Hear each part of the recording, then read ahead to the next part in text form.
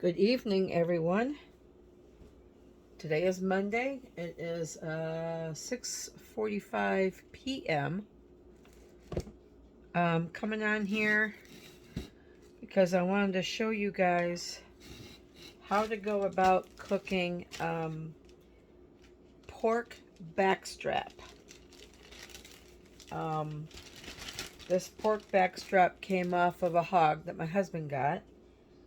His cousin lives a few hours away from us, called us one day and said, "Hey, I got a friend that's having some problems with pigs, and I can get you guys a couple of pigs if you want them." So him and my son went up to where he lives and ended up picking up the pigs, and we ended up with quite a bit of hog meat between the two of us. We've got ribs, we've got all kinds of pork meat.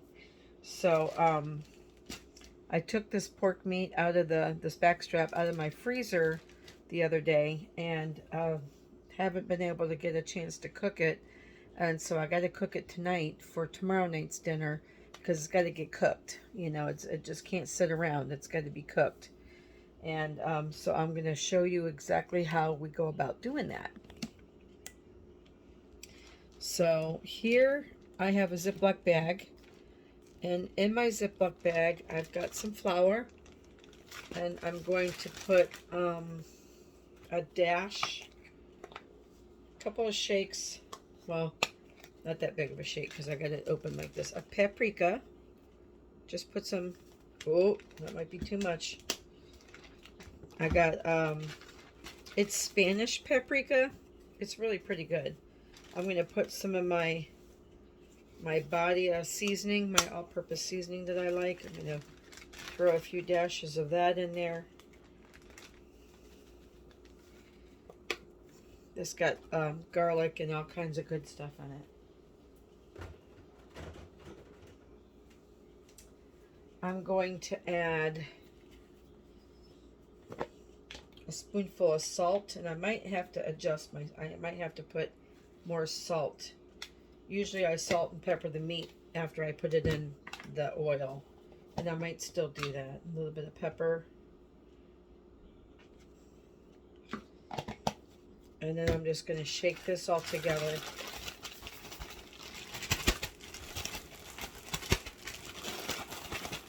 I'm going to see how much meat I end up with. See if I need to adjust my see if I need to adjust my flour. I'm going to unwrap. This is how I packaged it. Like this, and the package is starting to drip, so I gotta get this out of here.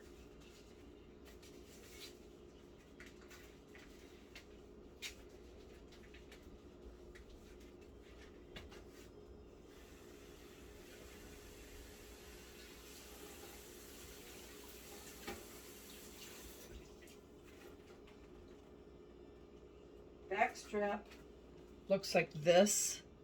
It kind of looks like tenderloin, but I believe it goes right up along the spinal cord. I think that's why they call it backstrap. I think tenderloin comes from the loin section, not from the back. If I'm thinking about this right, because I don't remember all the parts of a pig, but I do believe you get two of these when you butcher a pig. So I think it's along the spinal cord, and you get one side spinal cord and you get the other side. That's why they call it backstrap.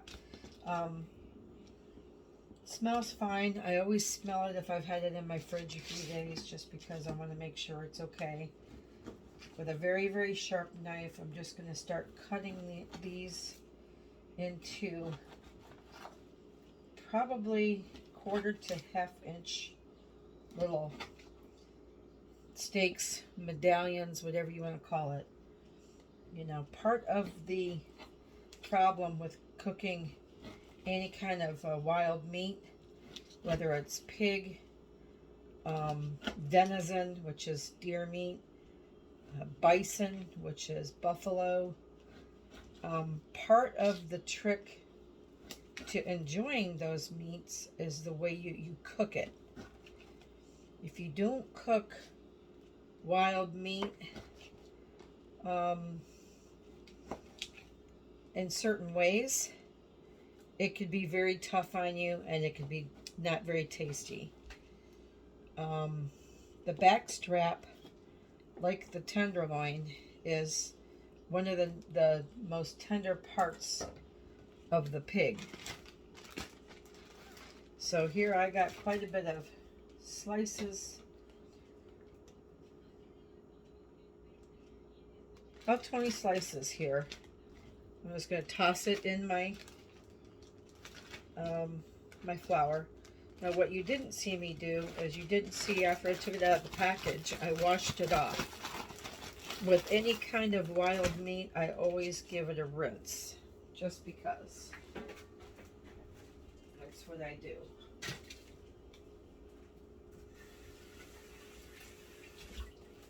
So on my stove, I have my cast iron pan. Let me take it over to the stove. I have my cast iron pan here with some oil in it. I'm going to turn that on. Start getting that really hot. Now you got to be careful with cast iron because it takes a few minutes to heat up. But then once it heats up, it can overheat and burn your food. So I got these cute little quilted handle holders to slip on my handle so I can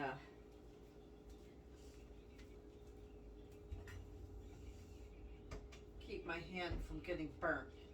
So I keep my hand from getting burnt. So I'm just going to get my oil nice and hot. I'll be right back. Okay, my oil is beginning to get warm. I always bread my meat in a Ziploc bag with my spices and my stuff right in the bag. And I just shake it like shake and bake. You know, just shake them all up, get them all good in there. The way I test if my oil is ready is I'll take just a tiny little pinch of flour and sprinkle it in there, and if it starts to kind of act like it's going to fry, then it's hot enough. It's not quite there yet. Some people splash water in there. Now, I don't really like to do that because the water pops and it usually burns me. So I do the flour test. It seems like it might be ready enough, good enough. You don't want to put this meat, any kind of meat, into oil that's not frying. You know, you don't want it just to sit there. You want it to put it in there. You want it to fry. See, it's a little bit pink because of that paprika I stuck in there. Then I just kind of lay my pieces of meat. It's kind of like cooking little pork chops, kind of. Little meat medallions is what my family calls it. Hoping I can get all these pieces in this fry pan. I'm hoping. If not, I'll have to do 2 batches.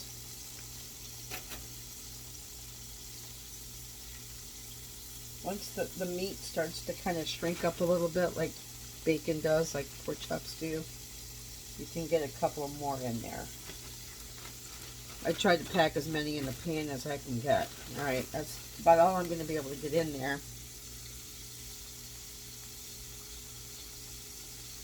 But I am going to give it just a little bit more pepper.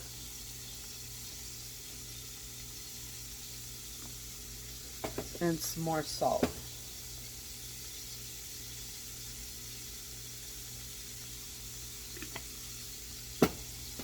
And I just have vegetable oil in here. And then I use 2 forks to turn them over. I learned how to cook wild meat from my mother-in-law and by reading cookbooks. I like to read cookbooks. So I had a wild game cookbook, and it had a lot of good information in it. I don't think I've ever cooked a bad piece of wild meat, but it's because I learned how to cook it correctly. If you don't cook it right, it won't come out good. Trust me.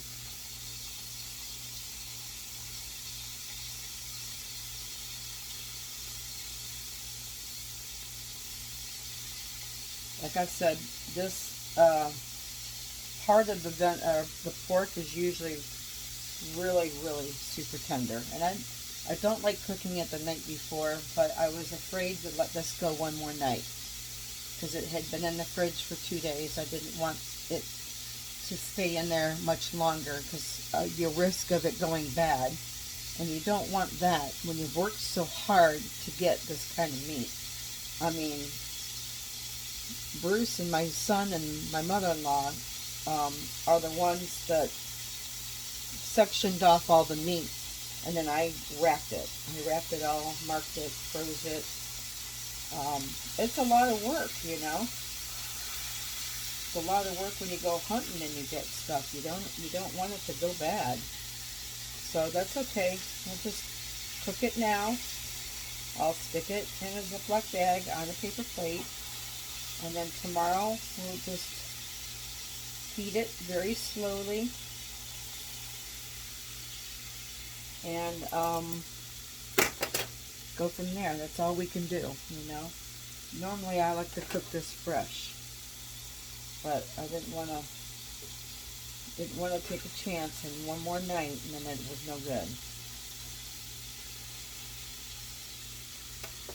And you just let that fry.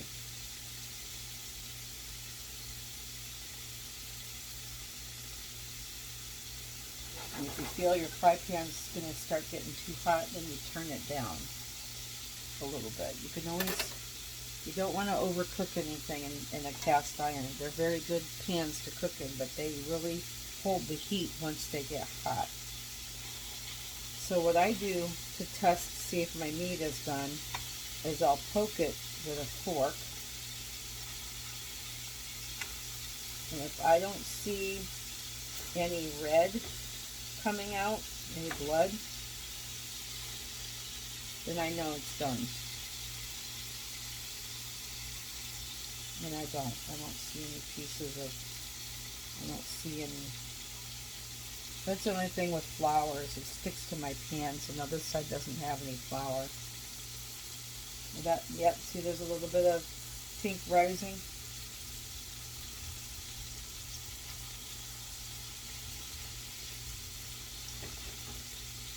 Kind of just scraping the pan a little bit. I don't want all my goodie to stay in there. I want it to stay on my meat.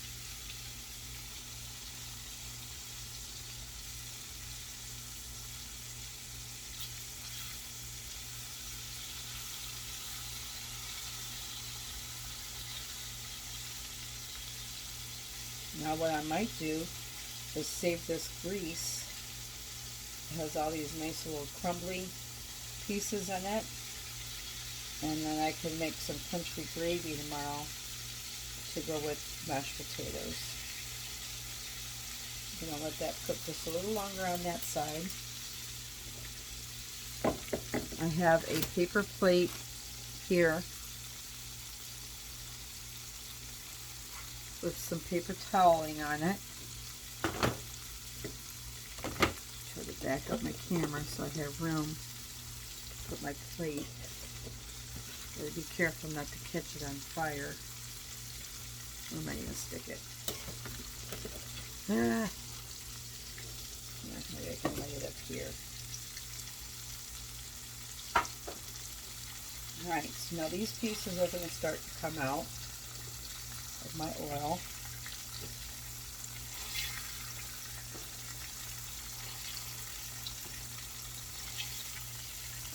My husband always likes his pork good and done.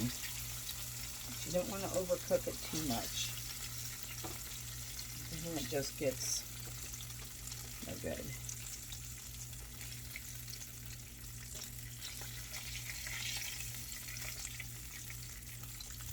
Try to scrape up some of this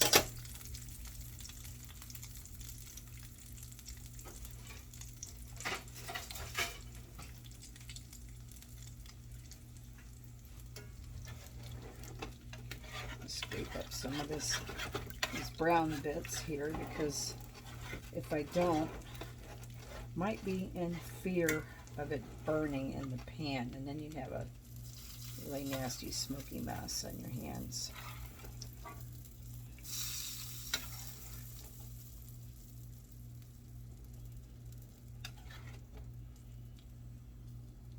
And again, I might not be able to see this oil. All right, now I think I'm just going to put a tad more vegetable oil in here. Just a little bit in the corner. That good and hot. And I'm going to put the rest of my meat in here. These pieces were the thicker ones.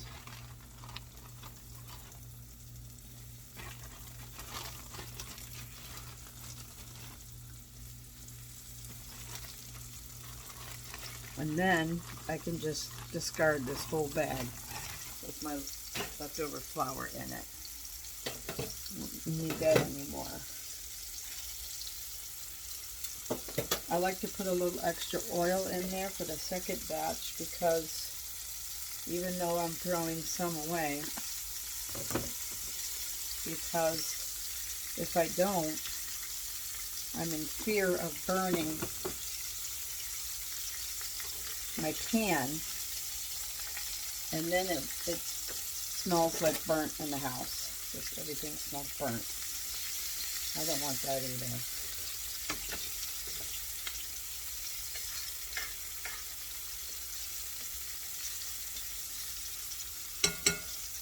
I'm going to finish cooking these up and I'll be right back.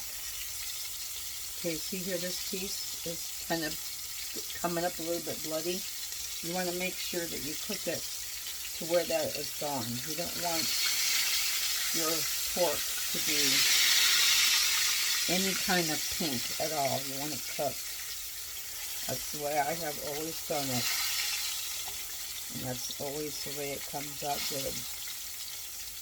Now, if it's just a tad undercooked tonight, it won't be a big deal, since I am going to be heating it up tomorrow. Now, what I also could do is I could put this on a sheet pan tomorrow night and just very carefully and slowly heat it up in my oven. Might try that and see how that pans out. I think this piece is going to be done.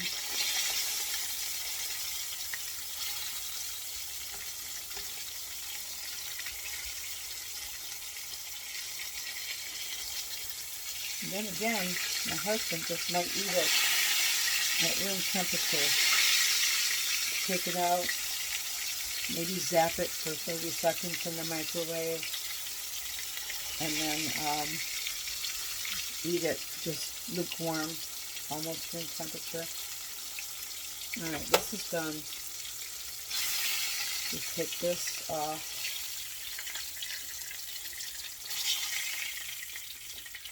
And there you have it. I might, when this cools down, I'm thinking about draining this stuff, the sediment, which is just flour bits. That's all it is. Taking it, saving it off my in another dish. Like dumping all of this into a dish and then putting it in the refrigerator. And then tomorrow I can pull that out and put it back into a fry pan and make some pan gravy with it. And all I would do is take some of my drippings, put it back into a pan, bring it up to temperature, add some flour to it, add some more seasonings to it, add either water or milk or both. So I might do that tomorrow for dinner. And then that'll be all done. I'll just need mashed potatoes and a vegetable.